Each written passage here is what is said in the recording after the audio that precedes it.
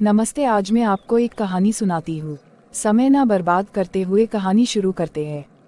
सेब का पेड़ और किसान। एक बार की बात है, एक गांव था, वह छोटेलाल नाम का किसान रहता था।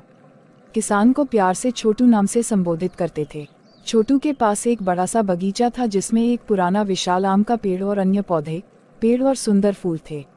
जब छोटू छोटा लड़का था, वह अपना अधिकांश समय आम के पेड़ के पास खेलने में व्यतीत करता था।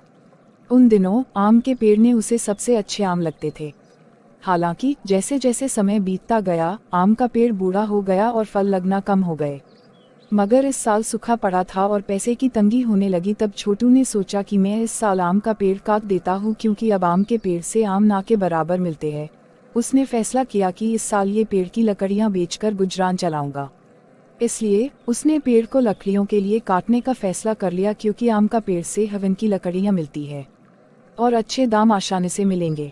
इसीलिए छोटू ने आम के पेड़ की लकड़ी बेचने का फैसला कर लिया। पेड़ घना और विशाल था, इसलिए इसे बहुत ज़्यादा लकड़ी मिलेगी और चिंतित होने की आवश्यकता नहीं होगी, और यह पेड़ से बहुत अच्छा लाभ होगा। छोटू भूल गया कि बचपन में इसी पेड़ के आम खा के बड़ा हुआ और उसके आम खा के बचपन बिताया था। वो ये भी भूल गया था कि आम के पेड़ पर कई छोटे जानवरों का घर भी था। इसमें गिलहरी, गौरैया और पक्षियों और कीड़ों की एक विशाल विविधता शामिल थी। छोटू ने जब अपनी कुल्हाड़ी ली और आम पेड़ काटने लगा तो सभी छोटे जानवर दौड़ते हुए नीचे आ गए। वे सभी छोटू से गुहार लगाने लगे। वे छोटू के पास जमा हो गए और बोले, कृपया इस आम के पेड़ को मत काटो। जब तुम छोटे थे तब से ये आम का पेड़ तुम्हारा और तुम्हारे परिवार का आम देके गुजरान चलाया है, और इसी पेड़ के नीचे तुम्हारी अच्छी यादें भी है। यह अब हमारा घर भी है और हमारे पास रहने के लिए कोई और जगह नहीं है। छोटू के पास कोई और चारा नहीं था, इस वजह से तो मानने को तैयार नहीं था। उसने अपनी कुल्हाड़ी उठाई तो सभी जीव छोटू से आम का पेड़ ना काटने की प्रार्थना करने लगे। गिलहरी ने प्रार्थना की, ये पेड़ हमारा घर है, कृपया मेरे घर को मत काटो और नष्ट मत करो। छोटे पक्षी रोए, कृपया मेरे घोंसले को मत काटो और नष्ट मत करो। टिड्डा रोया, कृपया आम के पेड़ को मत काटो। छोटू ने कहा कि मैं मजबूर हूँ, मुझे भी अपने बच्चों का पालन करना है और इस साल बारिश भी अच्छी नहीं हुई, अतः मुझे इस आम के पेड़ को काटना पड़ेगा। वो जैसे आगे बढ़ा और कुल्हाड़ी की तरफ हाथ किया, सभी छोटे जानवर हताश हो गए और किसी भी कीमत पर आम के पेड़ की रक्षा करना चाहते थे। तभी छोटे जानवरों ने कहा, जब आप खेतों में मेहनत कर रहे होंगे तो हम आपके लिए गाएंगे। हम आपके छोटे लड़के की देखभाल भी करेंगे। वह रोएगा नहीं, बल्कि उसे मनोरंजन और खुश होगा।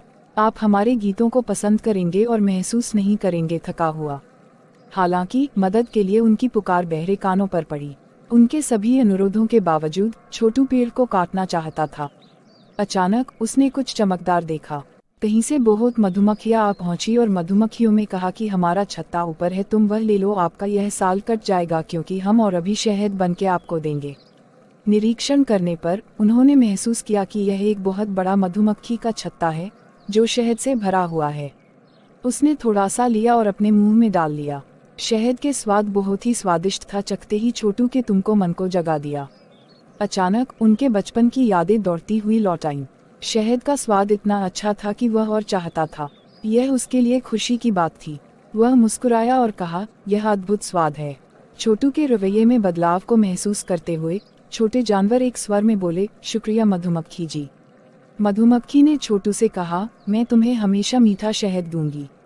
गिलहरी ने कहा, जितनी चाहे उतनी मात्रा में मेवा बांट दूंगी। चिड़ियां चिल्लाईं, हम अच्छे गीत गाएंगे, हम गाएंगे। अंत में छोटू ने सबको उसका साथ देने का शुक्रिया कहा और नाचने लगा। वह समझ गया था कि आम के पेड़ ने मुश्किल में उसका साथ दे रहा है और कई प्यारे जानवरों का घर है जो उसे बहुत सारी चीजें प्रदान करते हैं। छोटू ने महसूस किया कि आम का पेड़ उतना फलहीन नहीं था, मगर सबका रहने खाने पीने का ख्याल रख रहा था। मधुमक्खियों ने उसके हाथों पाप होने से बचा लिया।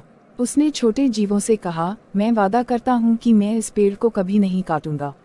मुझे अपनी गलती का एहसास हो गया है और आप सभी अब शांति और सद्भाव से रह सकते हैं।